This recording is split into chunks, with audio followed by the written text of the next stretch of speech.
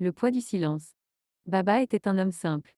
Pauvre, oui, mais travailleur. Il vivait dans une petite maison en terre rouge entourée d'une clôture faite de boue séchée. Il n'avait pas de voiture, pas d'électricité, pas même un téléphone. Mais il avait une femme, Aïssata, et deux enfants, Halima et Younou, et qu'il aimait plus que tout. Chaque matin, il quittait la maison avant le lever du soleil, avec son vieux fusil et un espoir silencieux de trouver un animal à chasser. Ce jour-là, il revint à pied, poussiéreux, les jambes fatiguées, avec deux lapins suspendus à sa main.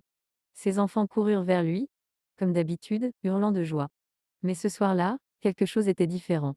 Assis autour du feu, alors qu'Aïssa préparait le repas, Baba gardait le silence. Il regardait ses enfants rire, puis son regard se perdit dans le feu. Après un long moment, il parla. Vous savez, j'ai grandi sans père. Il était là, quelque part, mais il ne s'est jamais soucié de nous. Il faisait des enfants partout, mais ne nourrissait personne. Ma mère est morte de fatigue seule, pendant qu'il était avec ses amis. Halima et Younou se turent. Même Aïssa sait de touiller la marmite. J'ai juré de ne jamais être comme lui. J'ai peu, mais je donne tout. Je chasse, je marche des kilomètres, je dors sur le sol.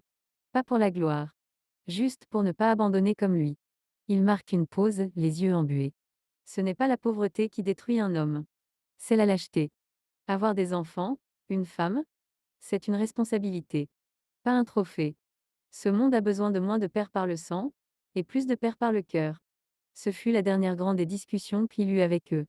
Quelques mois plus tard, Baba mourut d'une maladie qu'il avait cachée pendant longtemps, refusant de dépenser le peu qu'il avait pour lui-même. Mais il laisse derrière lui quelque chose d'inestimable, une famille digne et éduquée par l'exemple, pas par les mots. Leçon. Faire des enfants est facile.